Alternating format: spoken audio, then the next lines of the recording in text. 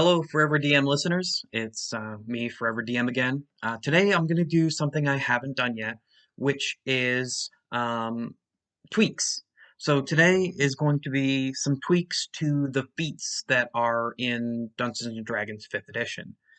Um, I looked through every single feat that was available in the game from the player's handbook, from Xanathar's Guide to Everything, Tasha's Cauldron, etc.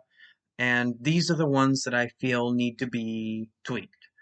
Um, Six of them. There's one, two, three, four, five, six. Six today. Sorry, six. That I'm going to be talking about. Five are buffs because I don't think that they're good enough, and one is a nerf. And so I'll do that one last, so you guys kind of guess which one you think is going to be nerfed at the very end. Go ahead and guess on the comments down below if you want to participate in that. Just to maybe give yourself a little teaser puzzle trivia game, what have you. See if you can guess what it is at the end. Because if we agree, well, then it definitely needs to be nerfed. If more than one person thinks so. So the first thing, we're going to jump right into it, is the Charger feat. If you're not familiar with the Charger feat, it's found in the player's handbook. And it is when you use your action to dash, you can use a bonus action to either make a melee weapon attack or to try and shove a creature. You have to move at least 10 feet in a straight line to do it. And you either get a plus 5 to the attack's damage roll if you chose to make an attack, or you shove the creature up to 10 feet away from you. Now, there is no save, so it's already pretty good, right? So if you really want to spend your action to dash, and then also your bonus action, you can move 10 feet and shove someone 10 feet. That is your entire turn. Or with the Charger feat, you can use your action to dash and then make an attack against that target. And it's more damage if you do so. Now, the problem I see with the feat is you have to take your action to dash and then also your bonus action. So it's a complete committal for an entire turn to do those two things. Now, you'd think as a fighter, the guy who gets the most ability score improvements in the game, one more than the rogue and two more than everyone else, well, he can easily pick up these feats. So this is designed to be towards a fighter. Now, if someone's a pure level 20 fighter, they can use their action to attack 4 times and still have a bonus action to do something like Second Wind, or if they pick up a bonus action from a magic item or something else. You're giving up um, all those extra attacks just to crowd control and push someone 10 feet. Now, the game specifically states that anything that would be a movement through something or whatever, like what's the big combo that people use? The spike growth and extra move speed or whatever. If you make someone move, they do not take damage from movement. Spike growth won't work if you shove somebody. They take the damage if they willingly walk through it. Moonbeam, same thing. If you make someone move, you can't trigger things. As well as attacks of opportunity, because the same way it automatically treats as if they were disengaged when you shove someone.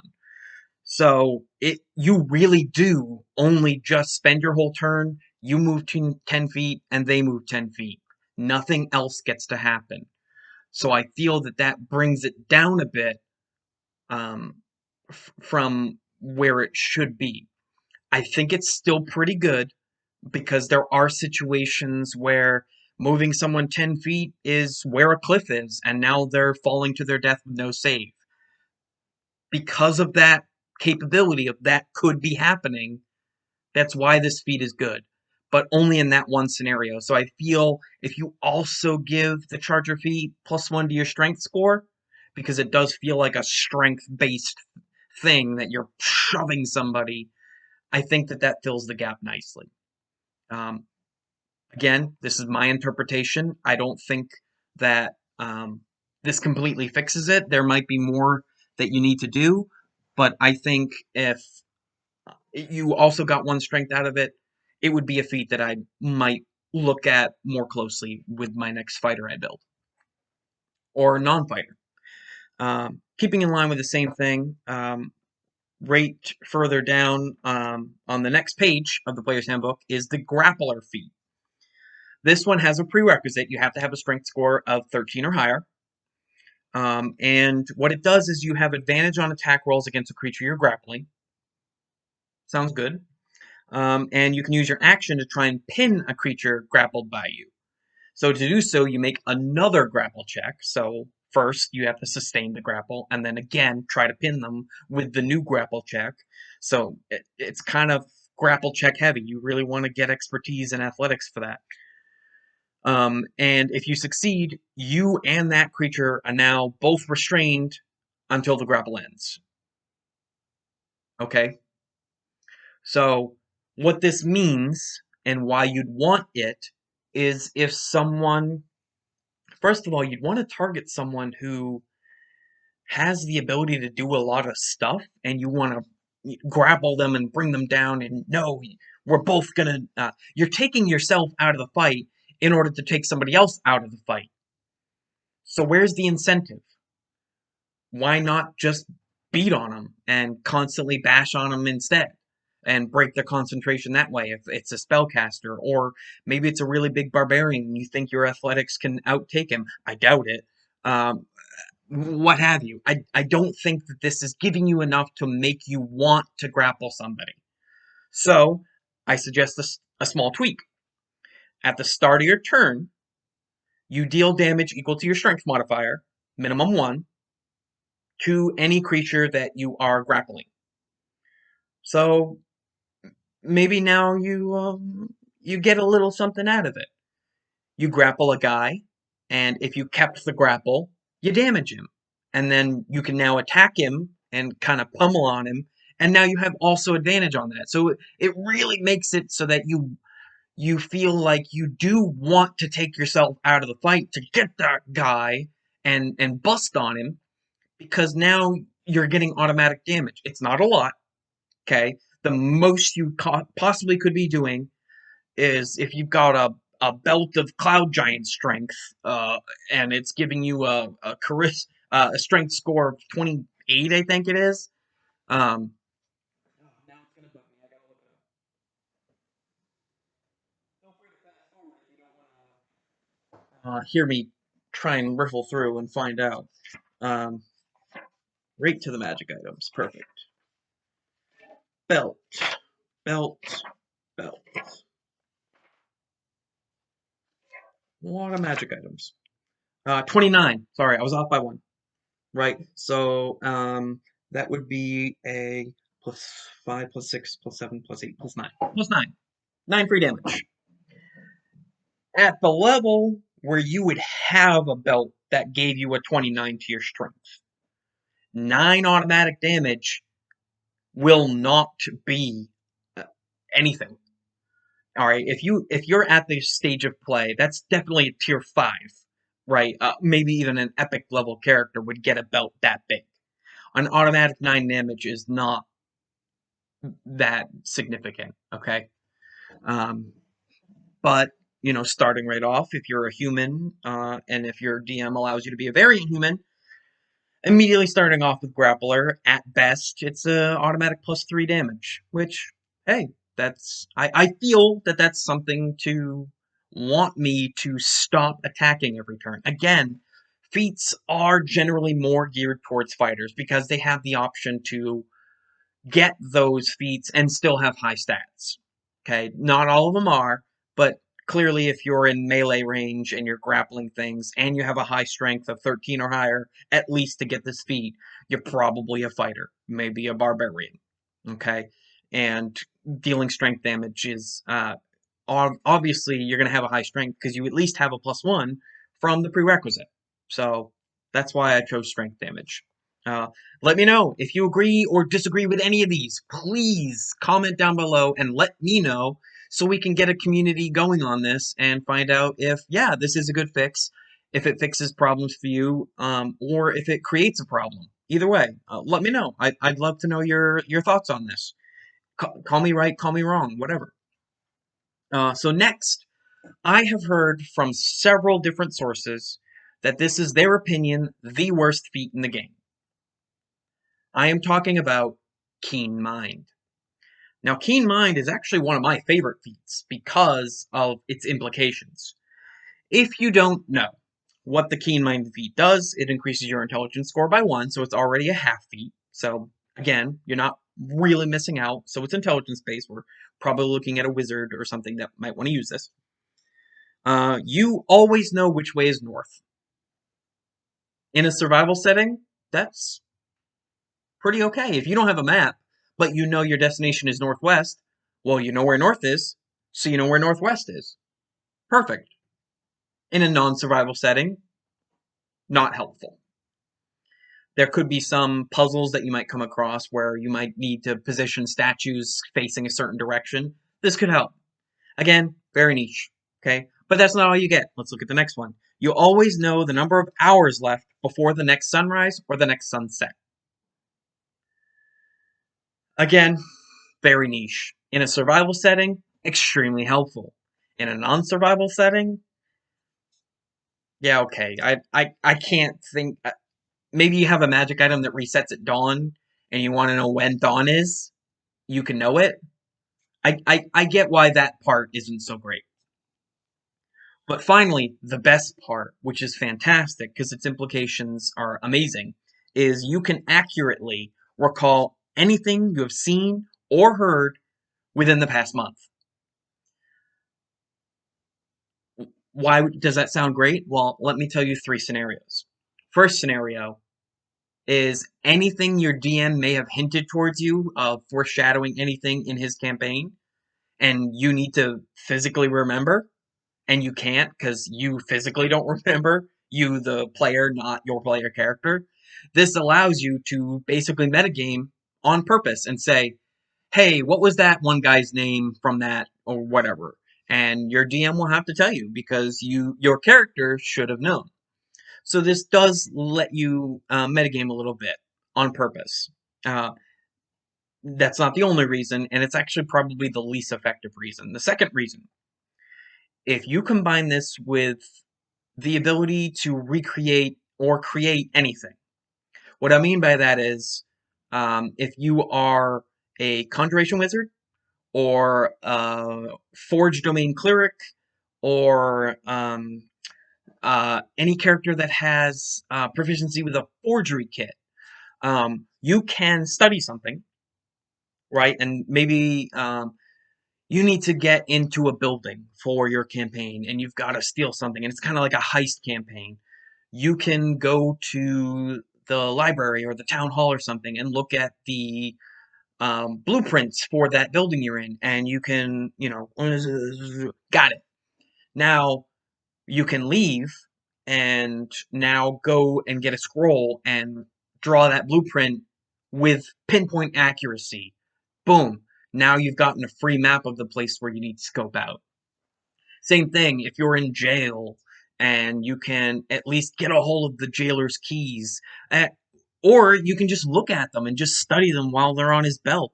You can, it says seen or heard.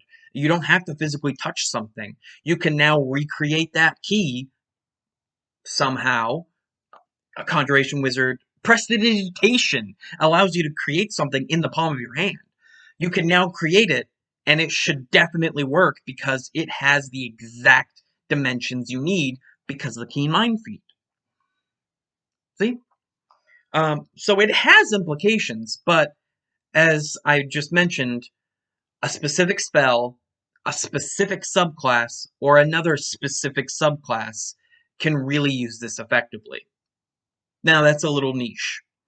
So, this is the way I propose to do it. Instead of within the past month, expand it to forever. To me, it does not make sense to, let's go back to that map scenario. You studied a map for however long, whatever, and you recreated it. Maybe you lost that map, so you again grab another scroll and you write down that map again. Another week goes by, you lost it, so you grab it again. So for 30 days, you can go, yep, yeah, I remember exactly what the map looks like. Blah, blah, blah, blah, blah. But after 31 days, or 32 days, depending on how you choose how long a month is, you now can't do that anymore. You're like, oh, you know what? I've forgotten it. I can't remember how to make that map. To me, that doesn't make sense. So here's my fix for the Keen Mind feat. Change nothing except that last line.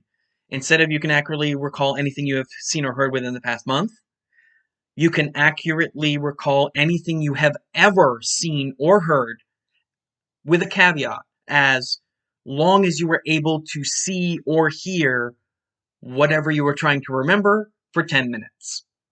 What I mean by that is that Jailer's Keys, if you at least can study it and look at it for 10 minutes, you can now recreate it or remember it forever. That's basically a uh, um, eidetic memory, basically. As long as you were able to snapshot it for over 10 minutes, you can now do it whatever. You had a specific conversation with a town guard. Talk to him for 10 minutes, and now anything that was said during that conversation, you can always remember. It's basically the equivalent of you writing down notes and you being able to say that. Now your DM can't be like, your character wouldn't remember that, or make an intelligence save to see if your character actually remembered that. No, I took a feat, I remembered it, give me the information. Um, that's I got really defensive for some reason there.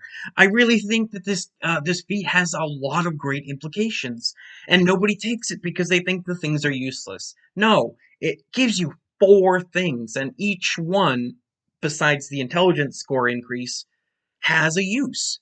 They're all just very niche, so why not make one always applicable? So there you go. That's I went really long on one feat there, but that's my idea for that. Next one we're going to look at. By the way, all of these take place in the player's handbook, so you've most likely seen all these feats because most players have a player's handbook. So the next one I'm going to look at is Savage Attacker. It's already pretty good. What that does is once per turn, when you roll damage for a melee weapon, you can re-roll one of the damage dice and use either total. Basically, it gives you advantage on melee damage, not on the attack.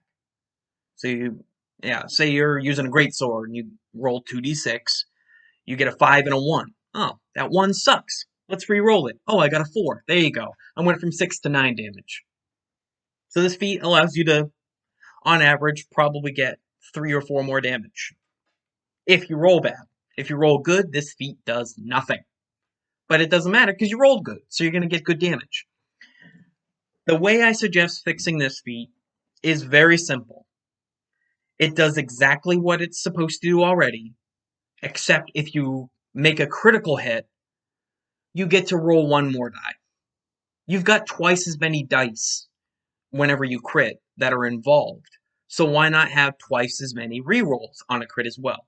So there you go, that's my change. Change nothing, except it does double what it does when you do double what you do on a crit. You get to reroll 2 dice on a crit. There you go. Easy fix.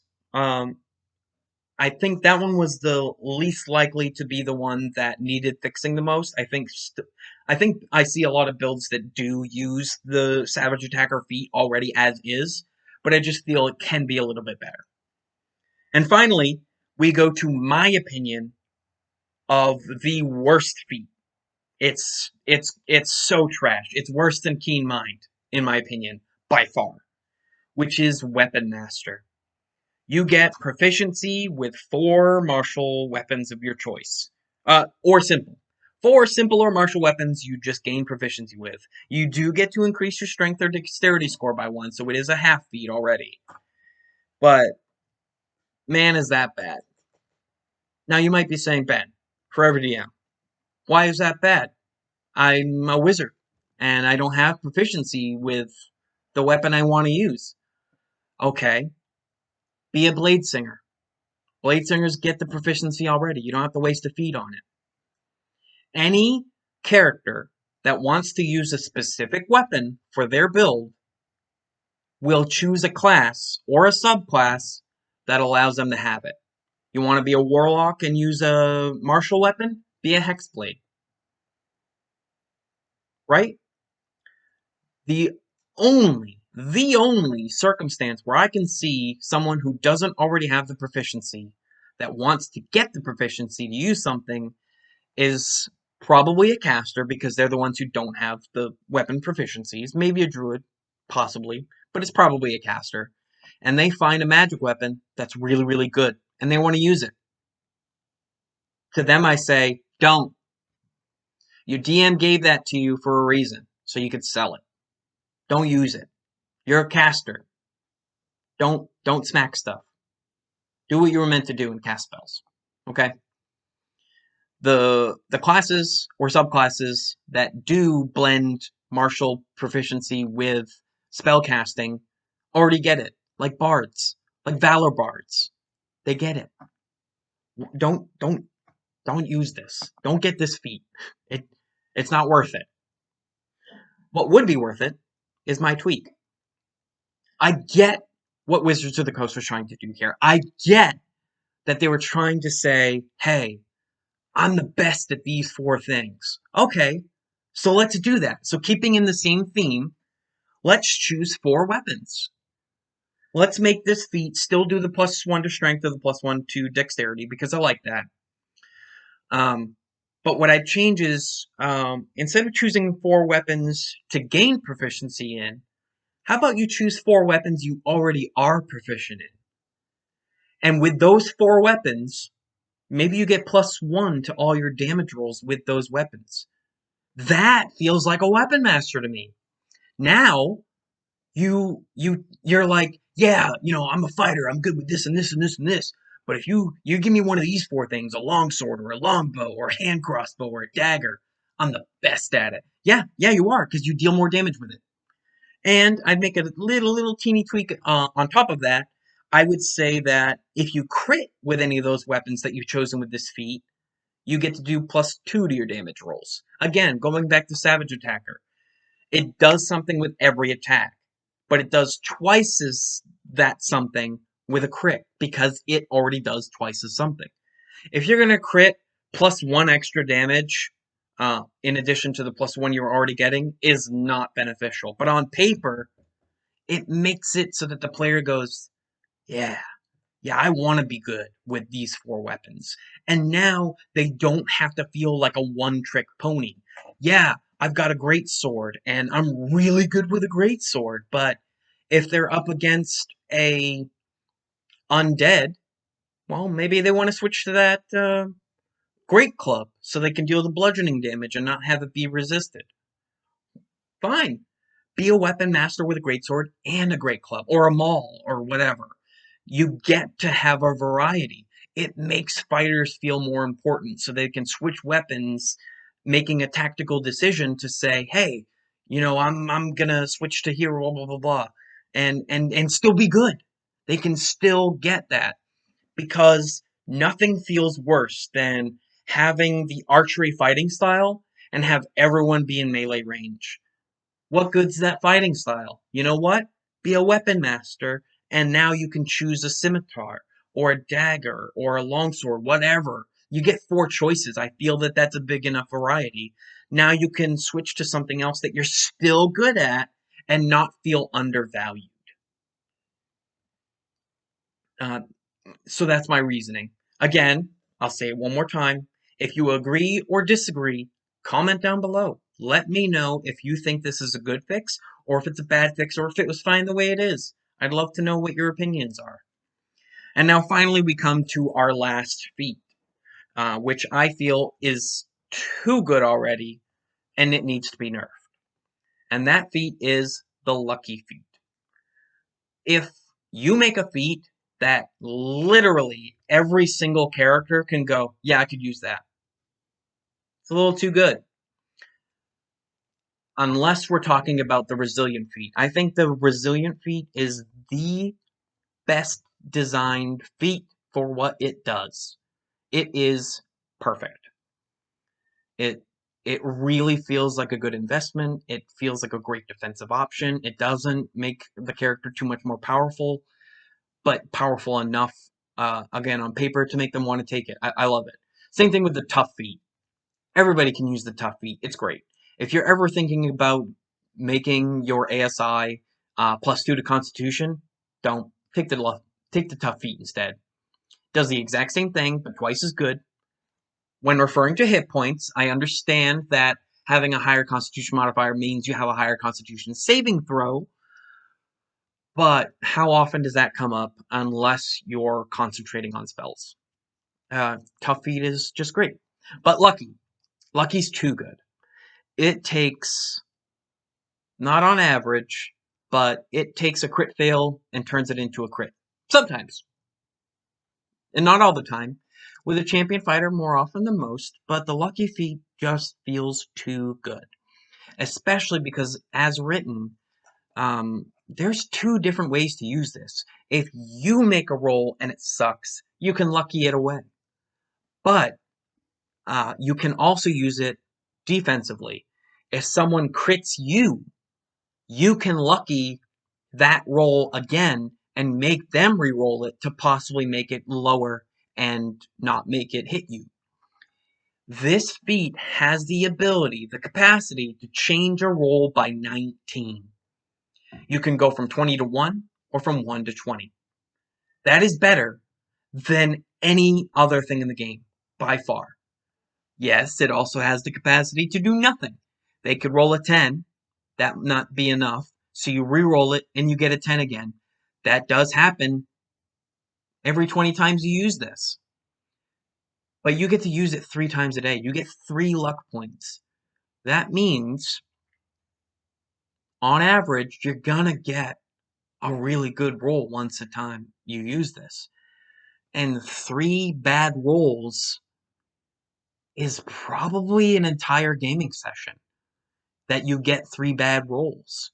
You combine the Lucky feat with a halfling, it's too broken. In my opinion. In my opinion. All of these are in my opinion. So the way I would change it is very simple and very subtle, and I don't think I would get too much bad things about this. Make it 2 luck points. There you go. You get to do 2 rerolls a day is the equivalent of Portent from Divination Wizard, which they get at 2nd level. So it's a 2nd level equivalent ability, I feel. So why not? 2 is still enough to make it worthwhile, and it's still really, really good. 3 is just too good in my opinion. But there you go. Those are my 6. I don't know why I keep saying 7. Those are my 6 fixes for feats that all happen to be in the player's handbook. I think every other feat in the game is really, really good. So please comment down below if you agree, if you disagree, or if you have a suggestion of what I should do next. If you have another question, Ben, what is your top 10 blah, blah, blah, about D&D? I've been DMing for quite a few years now. I've been DMing since 2007 was my breakthrough game, so it's been about 13 years. I feel who thinks they're the greatest? I don't think I am, but I think I know enough about Dungeons and Dragons to be able to make an educated and worthwhile guess or answer to any question that comes my way. So please like and comment down below, and if you really like what I keep doing here, making videos, please subscribe. It really helps motivate me to continue doing more. Love to hear what you think. Sorry that my videos are kind of long-winded. Maybe I'll make a, once I get comfortable doing this, maybe I'll do it again and just give you the statistics and just go, bam, feat, here's my fix. Here's the feat, here's my fix. And not just give you my opinion on everything. Let me know if that would be helpful. Please, any feedback at all, constructive or not, I would love to know what you guys think about these. Please and thanks. And I can't wait to make more videos and hopefully make your D&D campaigns better with my help. That's ultimately what I'm looking for here, is to help everybody out and just make things a little easier for you. So please give me feedback if you're willing to do so, and thank you so much for watching me. I really appreciate it. Have a great day.